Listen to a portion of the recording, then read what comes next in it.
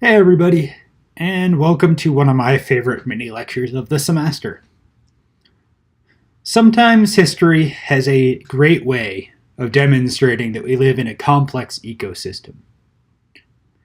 The nature of the historical profession has for long privileged humans in its analysis, as we humans are the only earthbound species that likes to leave extensive written records of its activities.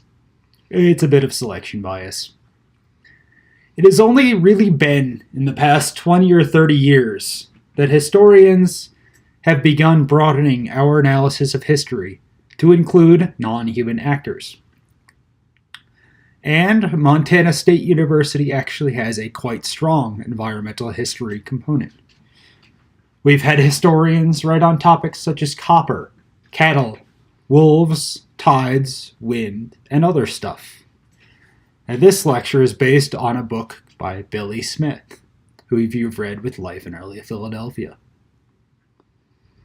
What I'm going to talk about for the next few minutes is one of those great examples of non-human actors absolutely changing the course of modern history. It's also a remarkable display of contingency in history, with each part of this history extremely dependent on sensitive conditions, such as the methods of water storage on a ship, ideas about health and illness among medical practitioners, the life cycles of viruses and mosquitoes, ideas about race, slavery, abolitionism, and land use in England, and a number of other things.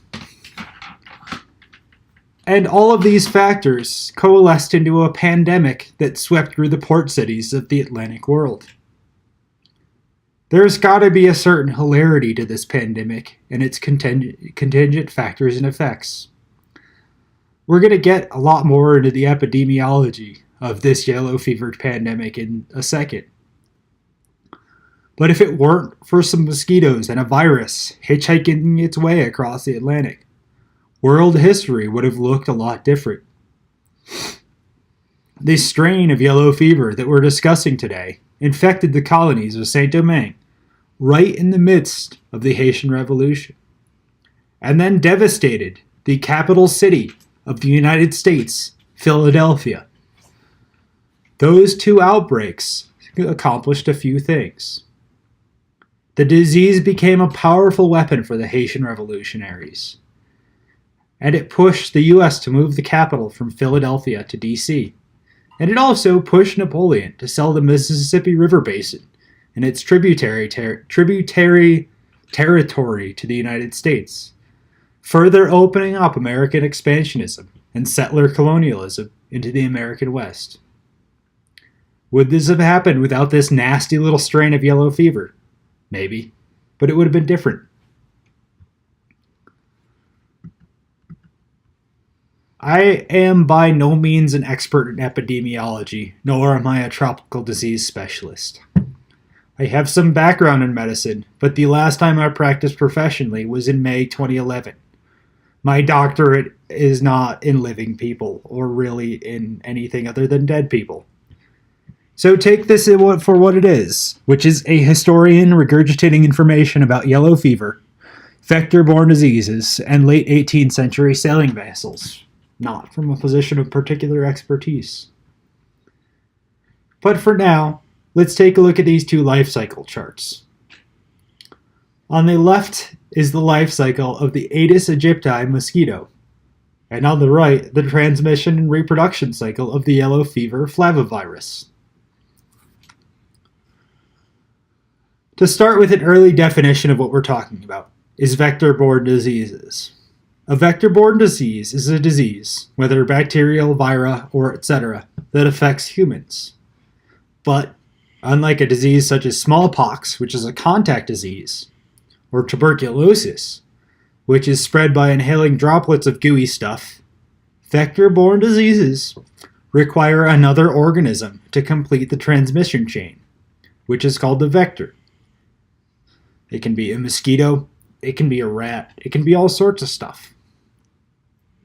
In the case of the yellow fever flavivirus, which is a single strand of ribonucleic acid, Part of its life cycle is in the Aedes aegypti mosquito, but it reproduces in simians, apes, humans. Female Aedes mosquitoes require a meal of blood to reproduce. So we get this fun bit of an interconnected life cycle, where the yellow fever is passed to humans. At the same time, the female mosquito is feeding for reproduction. And the virus reproduces in humans before spreading by other mosquitoes into other human hosts. The blood of the simian feeds the mosquito, allowing for happy little baby mosquitoes, and therefore more infected hosts. And the mosquito only lives for between 8 and 10 days, so reproduction is essential to their disease transmission. And reproduce they do. A female Aedes aegypti can lay about 100 eggs, and they usually lay them right above the waterline of a bit of standing water. This standing water provides another critical component of the transmission of yellow fever. The standing water is where the mosquito lays its eggs, and one of the critical links in the transmission chain. Just keep that in mind while we're considering this history. The basic transmission chain for yellow fever is, without, putting the flavivirus before the egg, is as follows. A mosquito carries the virus to a human or other simian, inoculating it with the virus and making it into a host.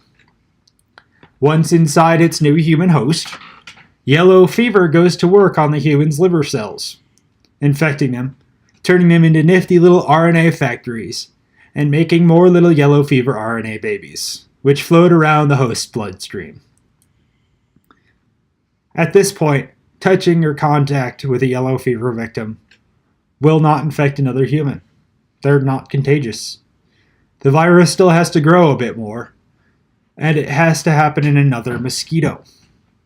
So the host infected human is bitten again, and the virus grows a bit more on the mosquito until it can infect another host. The now transmitting mosquito bites another human and shoots its newly infectious RNA buddy into the next victim. Once infected with yellow fever, a human generally undergoes 2 phases.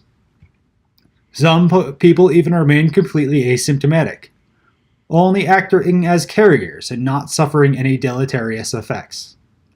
However, over the first few days, most people get a fever, chills, nausea, headache, muscle pain, and a loss of appetite.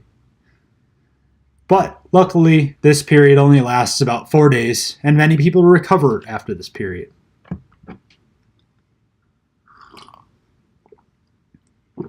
The second phase, however, is where the disease gets its name. For about 15% of the population, the second phase of yellow fever involves high fever and liver damage that causes yellow skin, known as jaundice. Multiple organ failure may occur as well. Mortality rate among severe cases of the disease is estimated at 20 to 50%. The only treatment for an infected person is supportive, as there is no cure. The best thing to do is warm liquids, rest, and comfort. Now, we need to consider how the lowly mosquito caused such devastation in the Atlantic world. And to do that, we need to look at the British abolitionists. Beginning in the end of the 18th century, some members of British society began arguing against the transatlantic slave trade and against slave labor.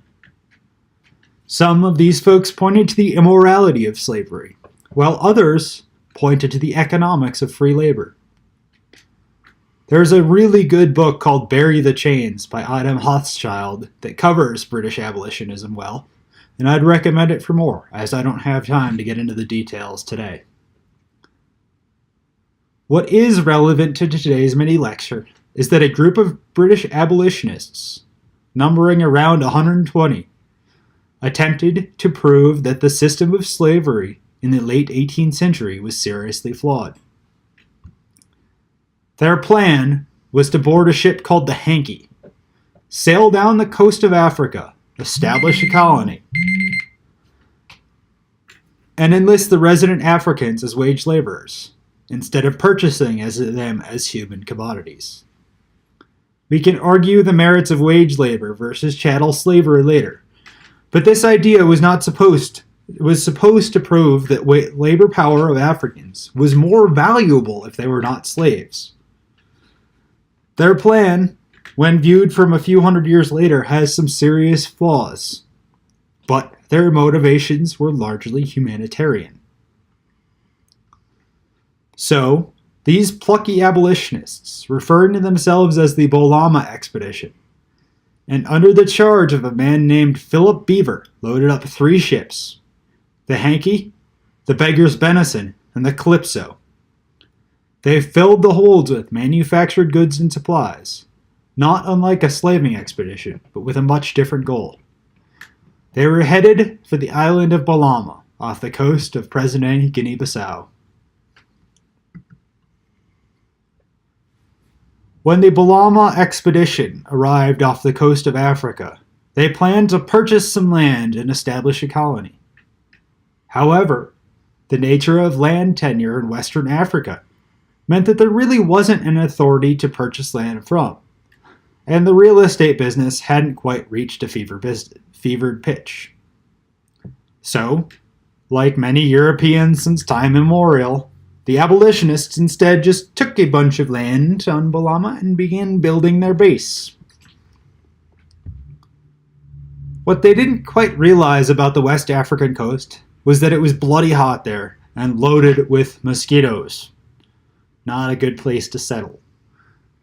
They also didn't quite expect the local chief to be anything other than a savage, but it turned out that he was pretty good at dealing with white people, as he had sold more than his fair share of human beings, and knew, generally, what Europeans wanted off the coast of Africa: to buy human beings and to not die from tropical disease. The abolitionist colonists soon realized they were having trouble hiring labor, and there weren't many job applicants, so they had to build their own colony in the brutal heat and torrential rain. Not exactly what they had signed up for. This hard labor and tropical climate weakened the colonists, but there was a deadly turn of fate waiting. Bolama was home to the Aedes aegypti and a population of monkeys. There's 3 general transmission routes for yellow fever, named jungle, sylvan, and urban. Jungle transmission is between monkeys and mosquitoes, and follows the same general path as human infection, but without the humans. But, in the case of the Bolama, the yellow fever virus was carried by another species of mosquitoes that did not bite humans, but only bit monkeys. It also lived high in the jungle canopy, well beyond reach of humans. When the colonists began clearing land for a fort, farms, and houses, they disrupted the ecosystem of the monkeys and mosquitoes, bringing them down to the ground and introducing the Aedes aegypti mosquito into the equation, which really did find the taste of human blood to be quite palatable. Once a population of humans with no previous history of yellow fever infection joined the island community, yellow fever on the island was able to shift away from jungle transmission to urban transmission, or human-mosquito-human transmission. When Charles Darwin was studying the Galapagos Islands in the middle of the 19th century, he noted that the islands had a lot of biodiversity due to the limitations on traveling to another habitat and the needs to adapt to a small island ecosystem niche. Effectively, the Bolama expedition stumbled upon and was infected by a particularly virulent strain of yellow fever, supercharged by an island ecosystem, and then soon catapulted into the Atlantic world through sailing technology. As the colonists grew sicker and died, two of their ships deserted them, the Beggar's Benison and the Calypso. You can't really blame these ships for bailing, as they knew that the dangers of the African coasts, epitomized by the ditty, "Beware and take care of the bite of Benin.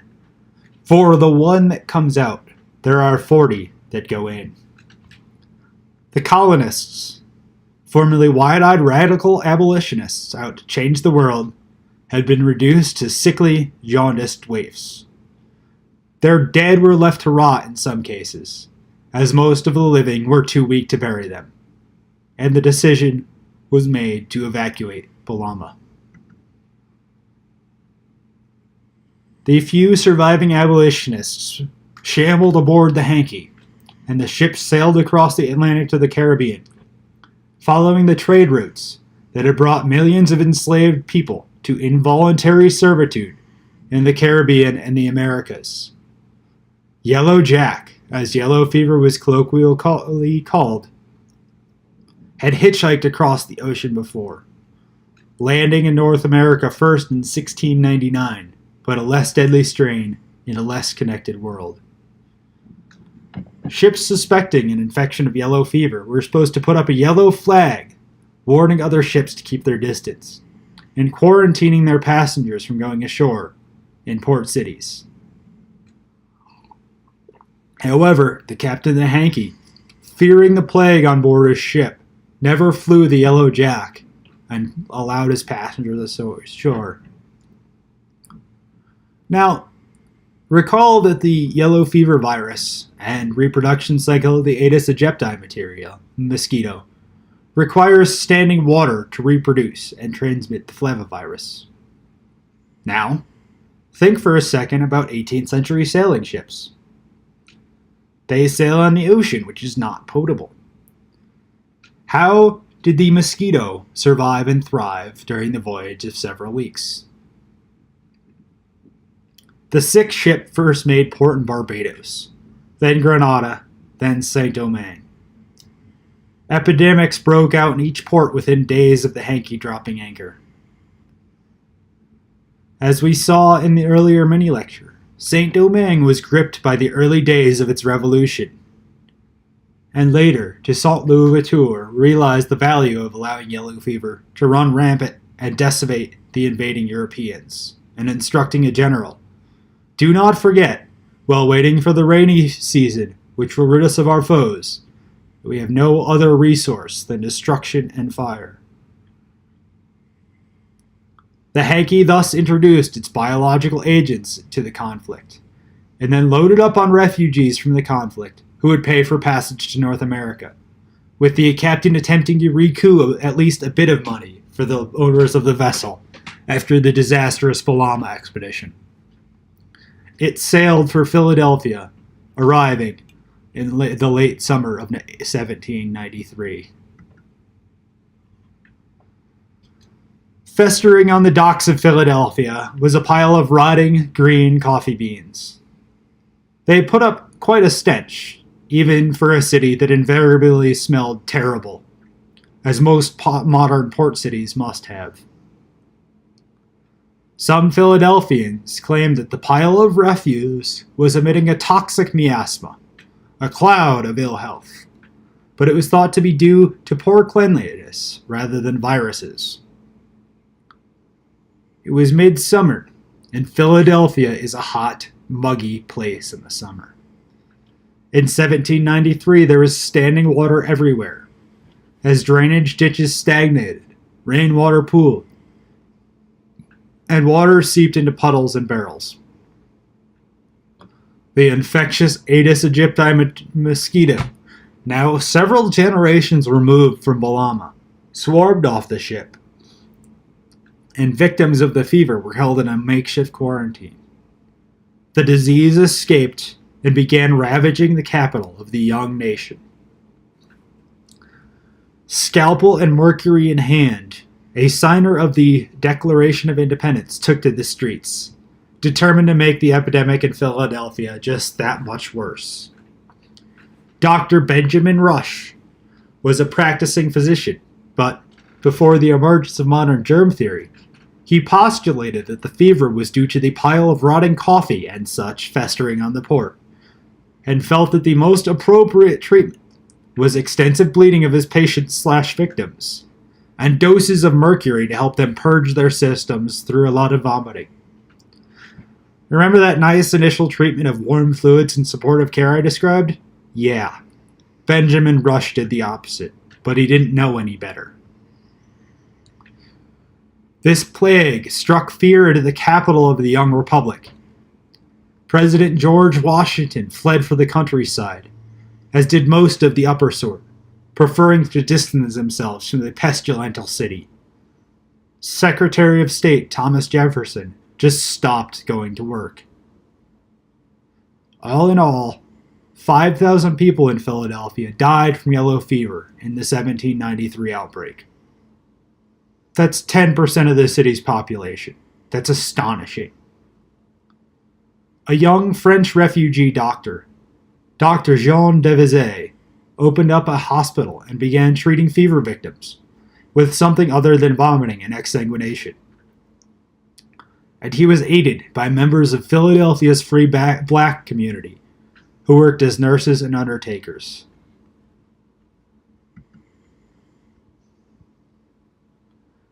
If you haven't figured this out yet, the captain of the Hankey, John Cox, had a good instinct as to when it was a good time to bail on an infected city, port, or colony, which was right after he managed to infect a bunch of the population and offload his unknown cargo of mosquitoes.